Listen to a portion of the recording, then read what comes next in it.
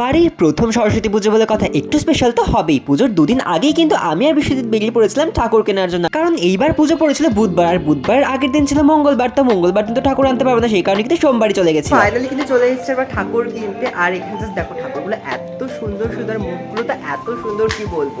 এখানে এসে আমি যেই ঠাকুর দেখছিলাম সেই ঠাকুরের পছন্দ হয়ে যাচ্ছিল, কারণ ঠাকুরের মুখগুলো এত সুন্দর ছিল, প্রত্যেকটা ঠাকুর কিন্তু খুব সুন্দর দেখতে ছিল। আর মদন পালের ঠাকুর তো এমনি নাম করা। এন্ড গাইস, তোমরা জাস্ট এই ঠাকুরটা দেখো, এই ঠাকুরটা তোমার ভীষণ পছন্দ হয়েছিল, কিন্তু এত বড় ছিল, এত বড় ঠাকুর তার বাড়িতে পুজো করা যাবে না, তাই জন্য আমি এই ঠাকুরটা পছন্দ করলাম। দেখো ঠাকুরের মুখটা কত মিষ্টি। আর আমি আর বিশ্বজিৎ কিন্তু সাইকেল করে ঠাকুরটাকে বাড়িতে নিয়ে চলে আসছিলাম। আর পরের দিন আমরা বেরিয়ে পড়েছিলাম ঠাকুরের জন্য ফল প্রসাদ দর্শকর্মা বাজার করার জন্য, কারণ আমি তো প্রথমবার পুজো করছি, আমি এই বিষয়ে কোনো নলেজ নেই, সেই কারণে কিন্তু বিশ্বজিৎ আমাকে খুবই হেল্প করেছিল। ফলমূল কেনা হয়ে যাওয়ার পর আমরা চলে যাই দর্শকর্মার দোকান ঠাকুরের জন্য চাঁদমালা এইসব কেনার জন্য। আর পরের দিন কিন্তু আমাদের বাড়িতে খুব সকাল সকাল পুজো ছিল, মানে 7টার সময়, সেই কারণে কিন্তু আমি খুব সকালে ঘুম থেকে উঠি। আমার তো ঘুম ভাঙছিল না, আর দেখি সকালে উঠে মা হলুদ করছে, কারণ আমাদের কিন্তু সরস্বতী পুজোর দিন হলুদ মেখে স্নান করতে হয়। আর তোমরা আমার মুখটা দেখো, আমার তো ঘুমের ছোট চোখই খুলছিল না, কি বলবো। কেন হচ্ছে সরস্বতী পুজোটা তো 7 সকালে আমি বুঝতেই পারি না। আর এই হলুদ মেখে স্নান করাটা কিন্তু আমাদের বাঙালিদের মধ্যে একটা খুব বড় রিচুয়ালস, কারণ আমরা মনে করি যে এই শ্রী পঞ্চমীর দিনে কিন্তু আমাদের শ্রী ফিরে আসে। এদিকে বাবার ভাই মিলে কিন্তু ঠাকুরটাকে আসনে বসিয়ে দিয়েছে, আর দেখো কত সুন্দর লাগছে জায়গাটা দেখতে, পুরো ডেকোরেশনটা কিন্তু বাবা করেছে। আর ওদিকে মায়েরও কিন্তু পুজোর সমস্ত যোগাযোগ যন্ত্র একদমই কমপ্লিট। তো আমার জন্য তার কোনো কাজ ছিল না, সেই কারণে কিন্তু আমি চলে যাই ঠাকুরের সামনে একটু আলপনা দেওয়ার জন্য। কিন্তু আলপনা দিতে গিয়ে দেখি আমার খড়ি মাটি শেষ হয়ে গেছে, সেই কারণে কিন্তু তুলক মাটি দিয়ে আমি আলপনাটা দিয়ে। আর দেখো এটা হলো আমাদের ঠাকুরের জায়গার পুরো ডেকোরেশনটা। এই ডেকোরেশনটা কিন্তু বাবা একাই করেছে। আর দেখো টুই লাইট লাগিয়েছে, কি কিউট লাগছে দেখতে আমাদের ঠাকুরটাকে। তোমাদের কার কার বাড়িতে বছর পুজো হয়েছে আমাকে কিন্তু অবশ্যই কমেন্ট করে জানিও। যদিও আজকে আমাদের বাড়ির পুজো হওয়ার কথা ছিল 7টার সময়, কিন্তু পুরোহিত মশাই আসে 7:30টার সময়, সেই কারণে কিন্তু পুজোর সমস্ত যোগাযন্ত্র করতে করতে প্রায় 8টাই বেজে গেছিল। তুমি এসে কিন্তু পুরোহিত মশাই আমাদের ঠাকুরকে এই মালাটা পরিয়ে, এই চন্দ্রমল্লিকা সাদা মালাটা কিন্তু আমি অনেক খুঁজে বের করেছিলাম। আর এখন ঘটের উপর যে ডাবটা রাখা হবে সেটার উপর স্বস্তিক আঁকা হচ্ছে, কারণ স্বস্তিক ছাড়া তো ডাব রাখা যাবেই না। আমার তো ভীষণ মজা লাগছিল, এই প্রথম আমাদের বাড়িতে সরস্বতী পুজো হচ্ছে। আমার তো অনেক দিনের ইচ্ছা ছিল আমাদের বাড়িতে একটা সরস্বতী পুজো হবে। শেষমেশ আমার সেই ইচ্ছাটা পূরণ হলো। তারপর আমি বসে পড়ি ফুলগুলো কুচি করতে, কারণ এই ফুলের কুচিগুলো কিন্তু অঞ্জলি দেওয়ার কাজে লাগবে। আমরা তো ছোটবেলায় আগে এই অঞ্জলি দেওয়ার ফুল বেলপাতা নেওয়ার জন্য মারামারি শুরু করে দিতাম। আর এদিকে কিন্তু আমার সমস্ত ড্রয়িং স্টুডেন্টসরা চলে এসেছিল শাড়ি পাঞ্জাবি পরে, ওদেরকে দেখতে কিন্তু খুবই সুইট লাগছিল। কেমন লাগছে আমাকে কিন্তু অবশ্যই কমেন্ট করে জানিও। তারপরে কিন্তু পুরোহিত মশাই পুজোর সমস্ত বিধি শুরু করে দেয়। আগে পুজো করা হবে, তারপরে অঞ্জলি দেওয়া হবে। পুজো হয়ে যাওয়ার পর কিন্তু এবার আমাদের অঞ্জলি দেওয়ার পালা, সেই কারণে কিন্তু আমরা সবাই একটু হাত ধুয়ে নিলাম, কারণ অঞ্জলি দেওয়ার আগে কিন্তু হাতটা ধুয়ে নিতে হয়। ছোট ছোট বাচ্চাদের পড়াশোনা বা অন্য কোনো মন্ত্র মনে থাকুক না থাকুক, অঞ্জলি দেওয়ার এই মন্ত্রটা কিন্তু ঠিক মনে থাকে। অঞ্জলি হয়ে যাওয়ার পর কিন্তু মায়ের পঞ্চপ্রদীপ দিয়ে ধূপকাঠি দিয়ে আরতি করা হয়। আর আমরা কিন্তু সবাই মন দিয়ে আরতিটা উপভোগ করছিলাম। আমার তো আরতি দেখতে ভীষণ ভালো লাগে। তোমার কার কার আমাদের মতো আরতি দেখতে ভালো লাগে অবশ্যই কমেন্ট করে জানিও। সমস্ত কিছু খুব ভালোভাবে কমপ্লিট হয়ে যাওয়ার পর কিন্তু আমরা চরণামৃতকে আমাদের উপোস ভাঙি। আর আমরা বাচ্চারা কিন্তু এই সরস্বতী পুজোর দিনে মানে